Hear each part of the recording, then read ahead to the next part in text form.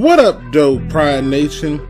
Welcome to Luke G's Field Review, and I'm about to get straight into it. Can we please stop it with blaming the quarterback in Detroit? Can we please stop saying that it's Matthew Stafford's fault? Like, we just gonna ignore all the years of bad play and organizational moves from the rest of the team. Let me tell you something. There's a stat that really irks me because it's not a real stat. Do you know what that stat is? Win-loss records. Tell me this, Detroit Lions fans. How can a quarterback who plays a team sport have a win-loss record? Now, the coach can have a win-loss record because he's the coach. But how does a quarterback get a win-loss record? And before somebody come in my comment section saying things like, oh, easy, you just look at how many games they won and they lost. It's not that easy. How do I know that? Because if we're going to do a win-loss stat, guess what? The New Orleans Saints got a quarterback named Drew Brees who just lost in the playoffs due to a bad call. So, did he really lose the game? How many games has Matthew Stafford been in where a call didn't go their way? From the Calvin Johnson Chicago Bears no catch, to the no pass interference, to the 10-second or 4-second runoff that ended the game in the Falcons. How many times has he won a game and the officials took an L? Or does it count on the win-loss record when the Chicago Bears lines up for what should have been the game-winning field goal and the kicker missed it?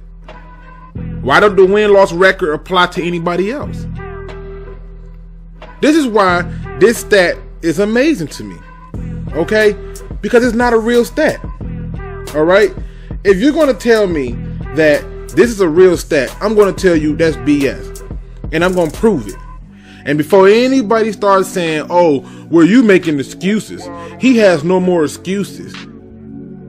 It amazes me at how people can claim something to be an excuse when it's a fact. You need oxygen to breathe. Fact. That can't be an excuse. Okay?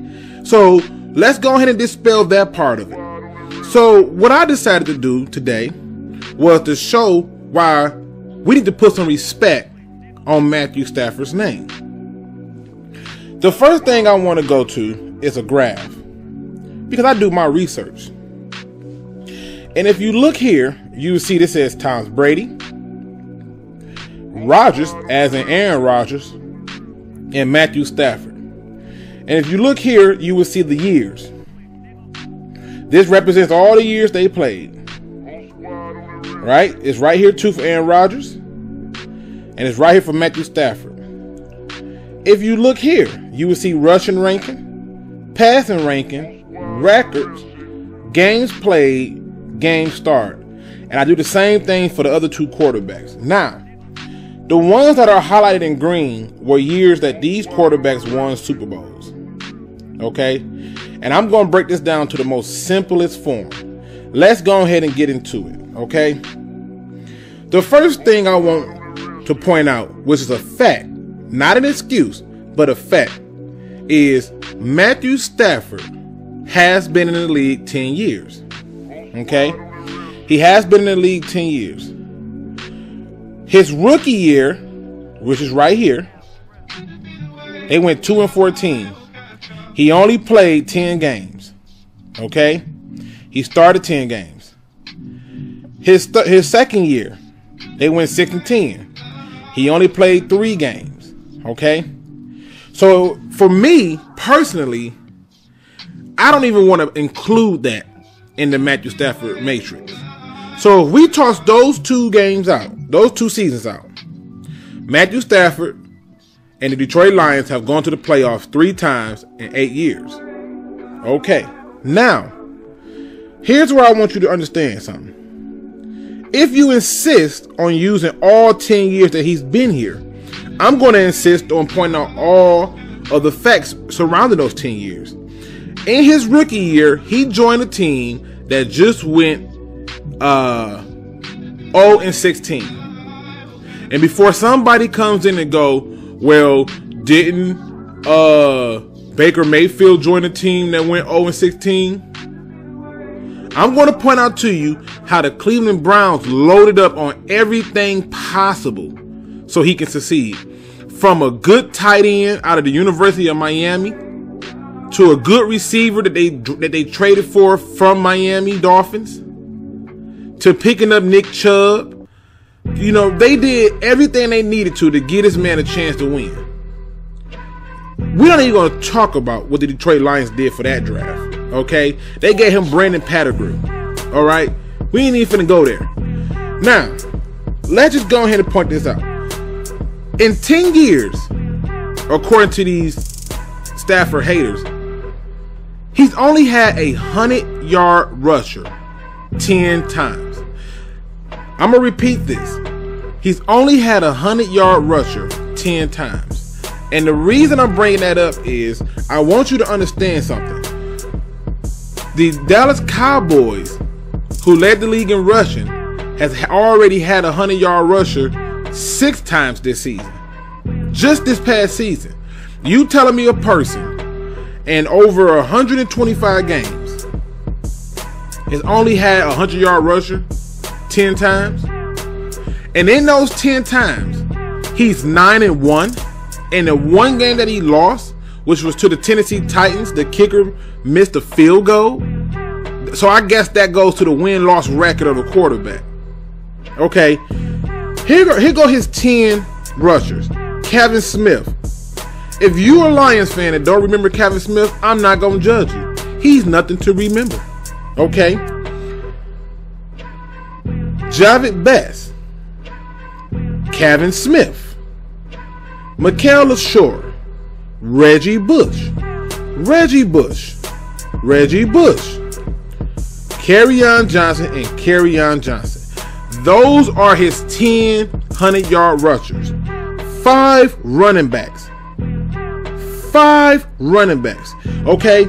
On top of the 5 running backs, he went almost 5 years without a 100-yard rusher. 5 years. Okay?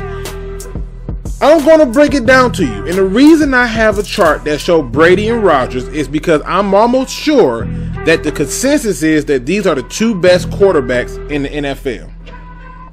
For all you people who are Matthew Stafford haters, I dare you to come into my comment section and show me where this is inaccurate information. And if you prove it, I'll say you're right. But I got a hard time believing that you're going to be able to do that. So let's just take a look at this. Here go another thing that's not an excuse, but a fact. Tom Brady, all right, since he's been in the NFL, has had a top 10 rushing attack 7 times. A top 10 rushing attack 7 times. I didn't even include the top 5 rushing attacks because it didn't even matter. But we can look right here where it shows rushing attacks and what they rank for the season. There's 1, 2, 3. He's had 3 top 5 rushing attacks, 7 top 10 rushing attacks. Okay, he's had 12 top 15 rushing attacks, and 14 times he's had a top 20 rushing attack.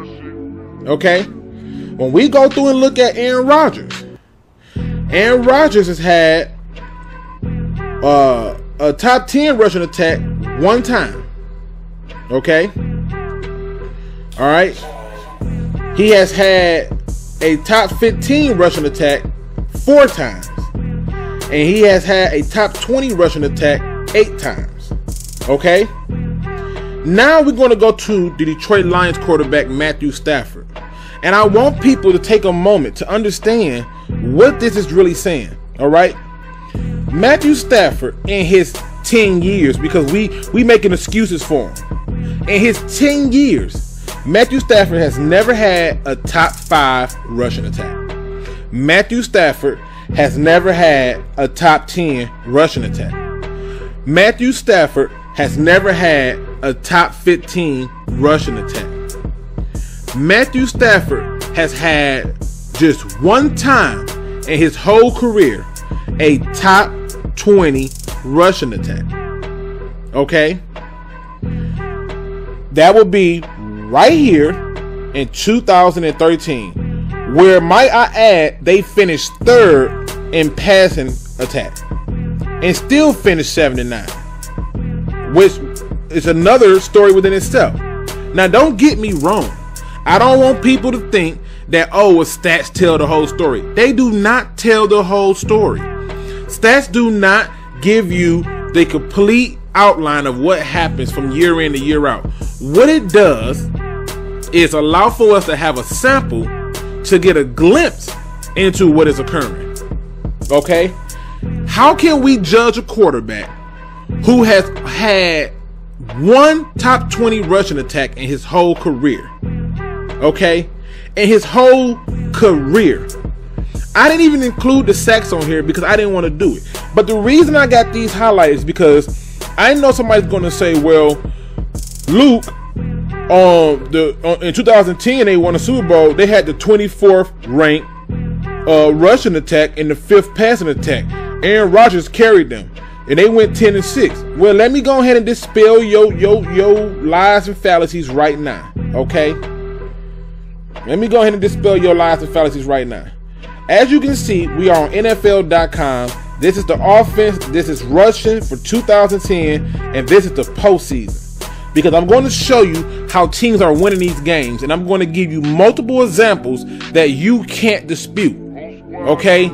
Detroit, we got to wake up now. I'm going to come on down right here. What does this say they ranking is for the postseason in 2010? What does that ranking say? 6th. They were 6th in rushing in the playoffs. 6th in rushing in the playoffs. Okay? I want you to understand something, people. When you sitting up there trying to figure out why we can't win playoffs games, okay, I'm going to show you why. Because we're not running the ball. Okay? That's not an excuse for Matthew Stafford. That's a fact. Okay? If you don't think that's enough, I'll show you another one. 2010 offense passing. As you can see right here, postseason. They were ranked 3rd in passing. Now, in that period, okay, because I'm going back to my chart because I got to show people this stuff. I also broke down all the Super Bowl winners and losers for the last 21 years. All right? Green Bay won it in 2010 against the Pittsburgh Steelers.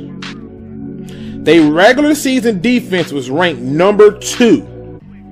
The Steelers defense was ranked number 1. Okay? The Steelers had a better passing attack with the 14th. They had a rushing attack at 11th. Okay? I just want y'all to see this. Now, when we go back and look at the Steelers passing attack for the playoffs, they were ranked 9th. All right? When we come and look at the Steelers rushing, they were ranked number 2. Okay? Now, why is this important information? Because it's showing you that teams aren't doing in the postseason what they was doing in the regular season. They're running the ball because that's the easiest road. And those teams who have established the run throughout the years are winning.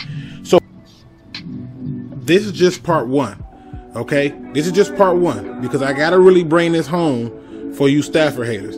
So we'll be right back at it with a part 2, maybe a part 3. But I really just want to make sure that y'all are aware of what's going on here. So stay tuned. This is Luke G's Field Review. Let's get it, people.